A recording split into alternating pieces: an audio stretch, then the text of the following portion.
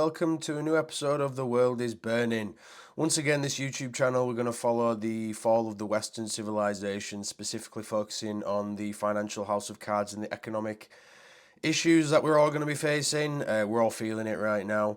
So today we're going to take another look at the car market. Looking online, we're starting to see a lot of these articles saying that used car prices are dropping. It's causing waves across the sector. Used cars prices have dropped 13.7% since April, and we're starting to see some more drops, and we're going to see more in the new year. We have the largest drop on record. The decline in used car value continues, and this is from the fallout of COVID, when everything got pumped all the way up, pumped all the way up, and now the prices are starting to sort of fall back in line to where they should be. And we're starting to see experts saying that will car prices drop in 2024? Yes, they will. They're saying that on average we're going to start seeing 3% drops and 1% drops. So I think this time next year we're going to be in a lot better place for people wanting to buy used cars. Shout out to this one comment here on one of my previous videos, Derp Hacks. I live in North Carolina, USA, but I've also noticed the car market going down rather significantly compared to last year. Also, I'd say it's probably dropped around 20%, maybe 30% so far. Derp Hacks, spreading the truth there. That's what all these other articles appear to be saying as well. Shout out to everyone. I woke up this morning on 47 subs. Blew me away. Thank you to everyone for showing support. We're going to do the exact same format as normal. We're going to watch some videos. I haven't seen any of these before. Let's get into it together. And we're actually not just going to look at the cost of cars. It's going to be the true cost of cars. So it's everything included. How much do you need to own and run a car if you're a first-time driver in the UK? Let's break it down. Obviously, this is going to vary a lot because people have different budgets, but this is just like a rough average or like a rough estimate of how much you're going to need. So starting with your first car, that's going to run you anywhere between 1 and 5k. I want something that's too good because your first car, you're going to ding it, and trust me. Yeah, he's right here. You are going to ding your first car. I know a lot of people who get really fancy nice cars for the first cars. They get these finance loans, things like that. And then they are devastated when they come back from the shopping centre and they see someone's dinged into the car, things like that. If you're young, get yourself a beater, drive it around, learn how to drive, and shout out this guy. It's a good idea. A year or so, you're going to want to change it. So insurance, and obviously this is the thing that varies a lot for most people. If you've chosen a suitable car, the insurance for your first car should run you anywhere between 1 and 3k. I could do a whole video on insurance groups next. Absolutely disgusting, but it's true. When you're young, they have this lie that they tell you. When you're 25, your insurance will come down. That is a lie. That doesn't exist anymore. Leave me a comment if you think that's a lie or if you've actually found that to be true. But yeah, your insurance is the thing. It's almost going to cost you as much as your first car if you're getting a cheap car. Got tax. Tax is going to run you anywhere between being absolutely free and I'd say about £300 a year, depending on what car you had. And you could pay that all in one go, 6 months, or I believe some people did pay it monthly.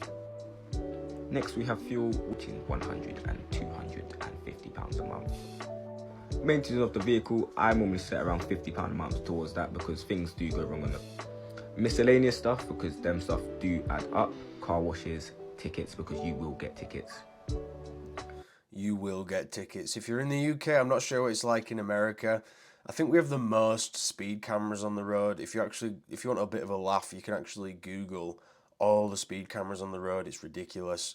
The police, they factor it into their budgets and whatnot. So yeah, prepare for tickets. They're coming your way. Ton of tickets.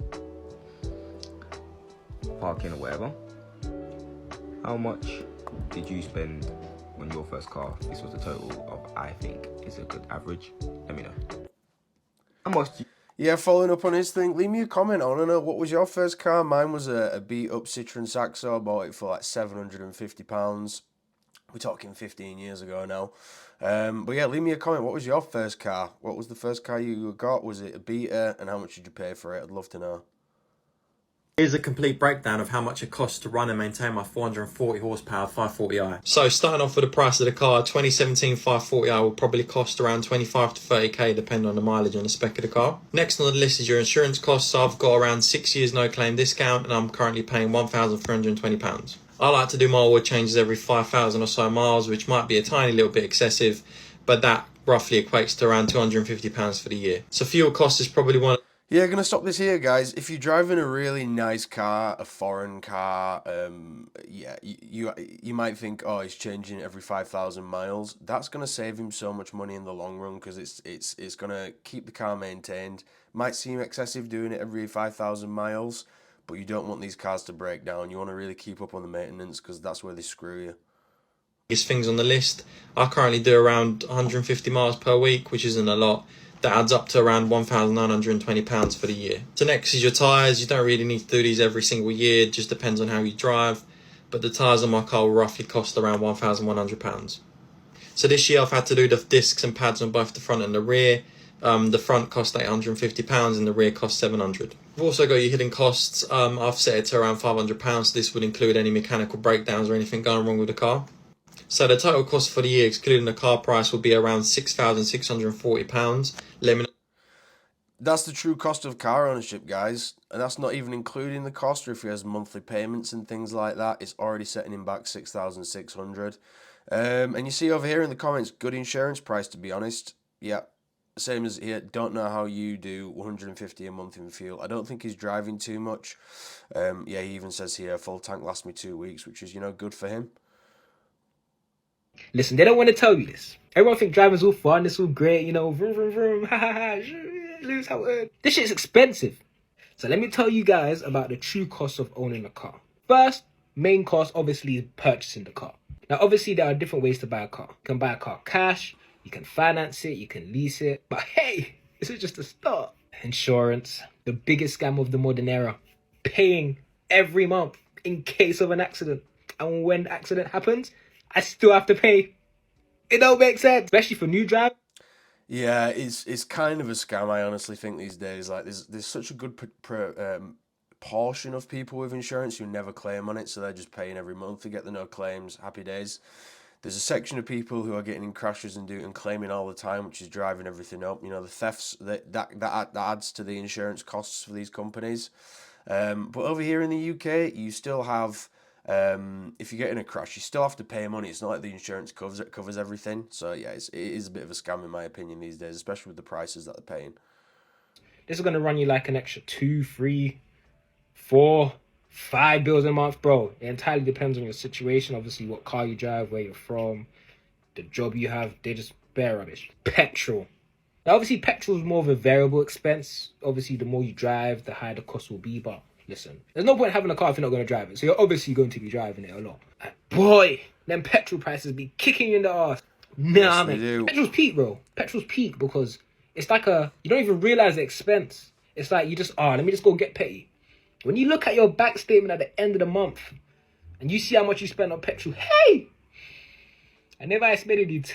Next is obviously maintenance and repairs. So this includes services, MOTs, washing your car, just anything that you do to keep your car in good standard. Some cars are going to be way more expensive to maintain than others. Last, just miscellaneous stuff like. Yeah, and when you're buying a car, it's the one thing people don't pay attention to. You want to check your insurance before you purchase the car, so you're not going to get hit with a heart attack when they hit you with something high. And you also want to look at the maintenance on these cars. So cheaper cars usually have relatively decent maintenance. But really look into it. How much is an MOT? How much is a service? Do I have to get it done from an actual dealer, or can I go to a local place? Really look into these things before you sign up to anything. Parking tickets. When I say miscellaneous, I think I really just mean parking tickets. Because boy, they get you. They do. Park because you want to go get a white chocolate bueno. Boom! Parking ticket. Yes, I shouldn't have parked, but come on, I was just getting a bueno. Yeah, these are the main things you got to consider when buying a car. Do your research. Make sure you understand what you're getting into. Hit that follow button if you want more content like this. I think. Yeah, give this guy a follow. He's spitting facts. If you're in the UK and you want to find out about cars. I don't think a lot of people understand what's coming our way in the used and new car market. After posting several videos about what goes on behind the scenes in the auctions, and then, my thoughts on the car market and what retail's going for and the decline ever since the last couple of years, everybody is so quick to come and be like, oh, it's just Christmas time. This is a slow season. That may be true, but we're still disregarding really big key data points that... Yeah, you can put it on Christmas and say, oh, people are buying, but historically... Yeah, it might dip at Christmas, but it's never dipped like this. We've got Joseph here in the comments. Working banking, Can tell you that more and more dealerships are starting to becoming late on their lot payments. Car market collapse is coming. I always love to hear from people working in banking who are issuing these loans. He already knows it's coming. It's definitely coming. Car market collapse means that the cars are going to sell for what they're actually worth. There is a market correction that needs to happen. I do agree with you, Sid. Don't want to address. During 2022, used and new vehicles have shot up, and the used car market was crazy. We're talking about 30, 40, 50% increases on prices. There has been so many documented sales of cars going 13, 15, even 20 grand above what it normally would cost pre-pandemic. I mean, as you can see down here, you see this in time, things do cost more, but we see this. Yeah, and if you look at this graph, guys, in 2020 when COVID started happening, see the pricing jump up. Things need to correct to back to this level, and that is going to happen. Look like Jay in the comments here. Car market is like the housing market. Got greedy, took advantage, and now people don't have the money for any of it. 100%. Even this one below. The greed is catching up. Time to pay the piper. This guy, I agree to all the big boys. Large spike and then another large spike. So let me paint this picture for you, right? Pre-pandemic, you had a vehicle. You bought it for at a great price. Now, during the pandemic, your car during the late part of 2021 and the early part of 2022 shot up 50, 60, whatever. You had a nice car. You had about 10, 15K in equity. You're like, oh my God, I want to get in something new. Most of these dealers took advantage. We're like, okay, cool. Banks haven't yet caught up. Let's go ahead and get as much money as we can. And look, I'm a capitalist. I believe in capitalism. Companies trying to make as much money as possible? I don't believe that. That can't be true.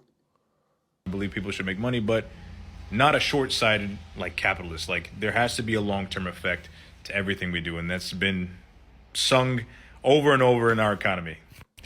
Boom, you got a car, you took the 10K equity, you put it down on a new car that was blown over 50, 60%. All right, boom.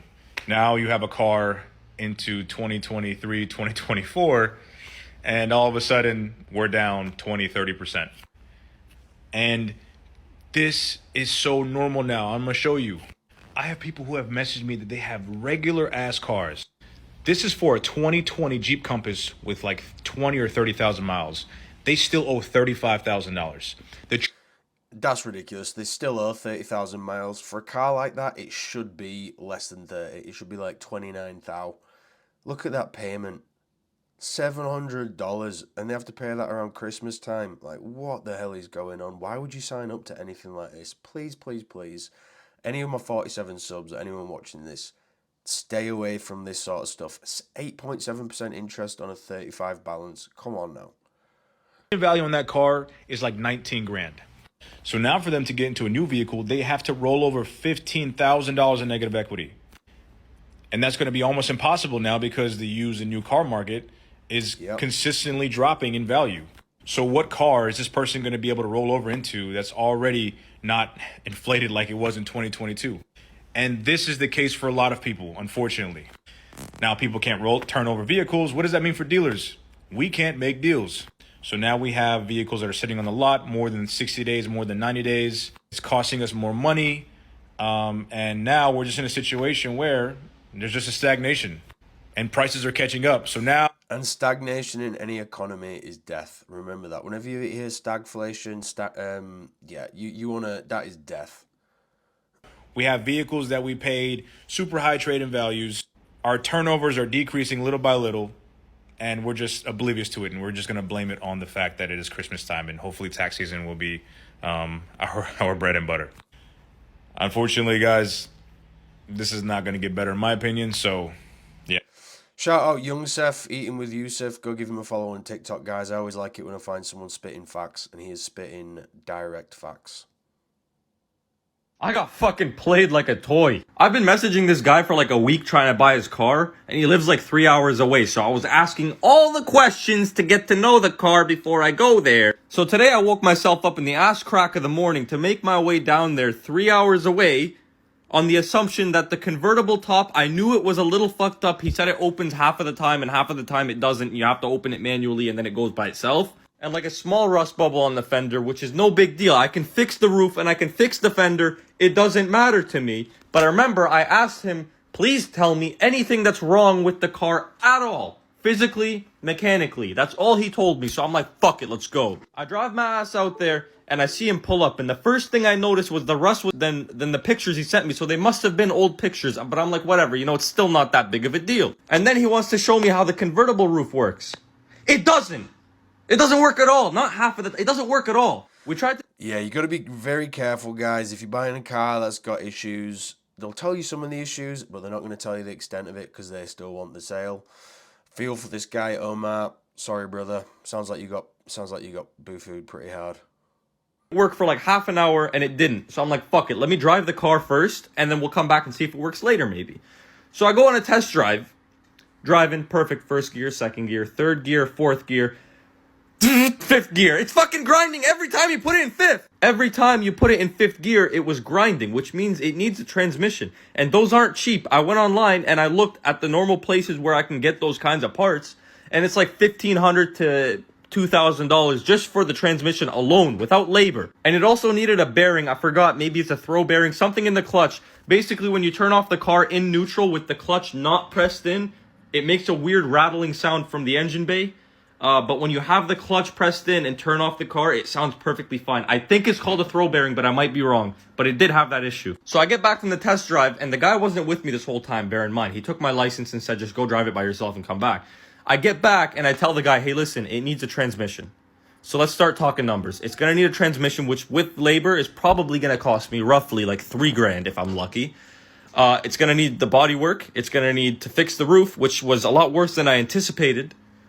So the price that we agreed on, I offered him about $2,000 less, which is fair because if I'm going to go spend $3,000 on the fucking transmission alone, that's a fair deal in my eyes. I'm still spending more. And he goes, nope, I'll give you $800 off, but that's it. I don't need to sell the car. I make that amount of money in a week. I don't need to sell it. The ball's in my court. Ball's in my court. The ball's about to be in your mechanic's court when your transmission blows up halfway down the street when you leave. So basically, I drove there 3 hours and back 3 hours, spent $100 on gas, and I didn't buy the car. Yeah, sometimes you have to put. I call this a stupid tax. You see something that looks, you want to buy. It looks like a beater. Cost you 3 hours there, 3 hours, 6 hours of time, bit of driving time, and $100, brother. At least you didn't purchase the thing and get the headache. You just had to pay $100 and lose a bit of time. At least you didn't buy it. Just keep thinking that. At least you didn't buy it. All right, y'all, it's happening. Used car prices, they are crashing. Look at this. That Jaguar F-Type was listed for $53,273 at the beginning of this month. Today, $43,980. And that's 30 days, guys. That's 30 days. So obviously when you put a price of something, you're going to inflate it a little bit. You're going to try and get as much as possible. A lot of these people are just hoping that they'll catch someone who's not paying attention and they can get a deal. But now, within 30 days, he's had to drop $9,000, and I bet that's probably going to drop even further. Or $43,571. Either way, $9,000 price drop. And it's not just fancy sports cars. This 2018 Mitsubishi Outlander, look at this. Had been a $21,000 car. 90 days later, $17,000 asking price. And here's the other thing, guys. Car dealers, they have 60 and 90 days that they keep cars on lot. They ideally want things shifting in the 60 days. And then if they sit past 60, you really start seeing these depreciations in the value because they just need to get them shifted. So if you're like me, I'm buying a car right now. I'm looking around, seeing what's out there. Don't pull the trigger too quickly. The next few months, you're going to get a steal. I genuinely believe that. You're not going to see this on the nightly news. They're usually a couple weeks behind, but here are the 5 reasons why used car prices are starting to crash. Floor plan costs are going up. It costs dealerships more money to hold their inventory. Consumer demand, it's going down, meaning that inventory is sitting for longer. Dealers can't go sell their cars at auctions for premiums like they could a few months ago. Retail prices are finally starting to drop, and dealers are selling to customers to try and make it up in the back office. All right, y'all, it's happening. Yeah, go give Zach a follow. I always love it when I find someone who's spitting facts, and facts he is spitting. This card does not cost £350 a month. Don't be fooled. Let me explain why. This is a... I like this guy's video. I like how he broke down everything. But yeah, I'm even surprised that car is worth £350. It must be like a base spec or something. I don't know. But I have a... When you see a leasing deal, guys, and it's too good to be true, that will be the base. That'll be the baseline. That'll be the thing that they're getting everyone in. And when you start adding the options on, the price goes to normal prices. I've been looking at cars now, and that is always the case. You look at something and go, "Wow, this is $250 a month. This is unbelievable," because it's not true. It's the base. Mercedes C-Class AMG Premium Plus line. I paid, how much did I pay? Yeah, I paid £350 a month for my car. My insurance is what, 88. Not bad. I travel to work every day, 45 minutes each way, minimum. So I'm averaging what, 50 miles a day, 40 to 50 miles a day. Each week I'm spending at least, if I drive if I drive well, if I drive well, between 50 to 70 pounds fuel. I do weekend travels, and which to Midlands and stuff. So yeah, that's like what, £50 for that weekend that I'm spending. He's right about when you're out, your friends want to go out and all this stuff. Don't let me tell you about maintenance costs. Fuck me. I take my car to Mercedes so I can hold the value of it, having a full service and all that stuff, and you know, the service package and everything. So that's quite fucking expensive, depending on your car, yeah, mileage and all that stuff. But yeah, people can afford to buy the car, but they cannot afford to maintain it. I think there's a difference. And that's what I've been saying all throughout. Shout out to this guy, DJ the Athlete. He's getting a follow. Yeah, it's everything. It's not just the car price. It's the insurance. This guy's pretty blessed. He's got pretty cheap insurance going on. His petrol isn't the worst. But it's the maintenance. It's everything all encompassing. I bought this car because, one, I need something that is very reliable. I'm a Mercedes fan, and I want something I can enjoy. But don't get it twisted. If you cannot afford, if you're going broke after paying your car bills, do not buy that car. Don't buy it. It's fine to have an older car that will not set you back crazy each month. I can afford to pay £500 a month on my car. A lot of people can't. Yep. Do you get what I mean? So, not even 500. And there's no shame in getting an older car, getting a bit of a beat. It depends where you are in your life, but yeah, you shouldn't feel pressured keeping up with the Joneses to get like a 23 plate Mercedes if you can't afford it, because you're the only fool in that situation. Like £500, £600 a month on my car. So yeah, loads of people can't. So please, if you're not there yet, it's nothing to be sad about. It's nothing to be embarrassed about. That's fine. My first car was an MGZR. It cost me £450. Yep. My second car was an A3. Do you get what I mean? My third car, my sister gave it to me. Stay in your lane, enjoy what you have, be appreciative of what you have, but trust me, do not live beyond your means. I like that. Yeah, don't live beyond your means, because you're the only one who's going to feel it. You know, keeping up with the Joneses looking in, they're not feeling the pain, you're feeling the pain. Yeah, follow this guy. We'll do one more and then I'll get out of here, guys. But leave me a comment. I really want to know what car you're driving, how much you're paying for it, what's your insurance. Drop me some comments. I'm getting some good comments on the channel. I always like finding out where you're living, how much you're paying, just so I can see what the world's like. Last one and we'll get out. This week in Motor Trade news, it's looking very, very likely, due to heavily inflated prices, that the value of used cars are going to drop. Yeah. This is due to a decrease in demand because of this economic climate, and not as much people have the funds to buy a new car anymore. Even from our own experience, we've noticed that cars in the mid-range section from about 4,000 plus have been heavily affected, and this is solely due to the fact that they just don't have that disposable income to spend anymore. However, there is still a huge demand for cars sub £1,500. As mentioned in one of our other clips, you can easily be doubling your money if you buy them for as cheap as... You know, we'll do another one, guys, and then we'll get out. cost analysis of an car.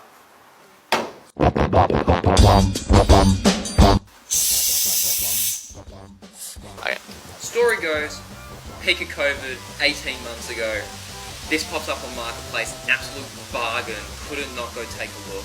Got the bloke down to 257,211,888.8 Vietnamese dong. So yeah, couldn't bother tossing it up. Bloke as well, big shout out to him for not even transferring it into his name when he bought it originally. So you know, stamp duty, if you like. So the bag system, this actually came with the car, but due to good old Commodore spirit and owners, it was fucked. So it had to be completely redone. It's all engineered as well. Absolute bargain on this modification as well. Good costing of 486,388 Russian rubles. Definitely recommend all Year 12s fresh out of school to go ahead and whack this in their car. Thank me later. So, wheels and tyres. Because... Yeah, leave me a comment, guys. What do you feel about super load cars? I hate cars that have been lowered loads. Genuinely, I'm not a fan of it. I know a lot of people out there, but especially in the UK, we have so many speed bumps now. I don't even know how they drive so low. Getting over the speed bumps with some of these cars that you see, it's like, how are you even living? Like, surely you're just wrecking the bottom of your car every time you go on a drive and have to go over a bump. Originality runs through all Commodore owners' veins. We went with the brilliant, innovative idea of a set of shimmers, and this set me back a good old, where's the number? 18,044,918.49 Guinean franc, which, as you can see, is paying off pretty well. Oh, it's so dusty. So, between the headlight, the splitter thing and the carbon fiber steering wheel, as well as the linear actuators, which are all definitely installed and functional on the car, we get to a good total of 21,599,612.42 Uzbekistani som.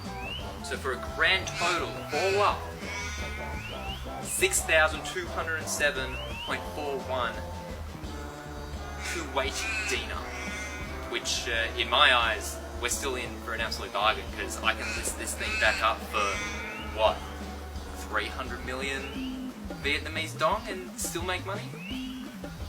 Easy. He's obviously having a laugh there, but yeah, not a fan of the car that he was just showing.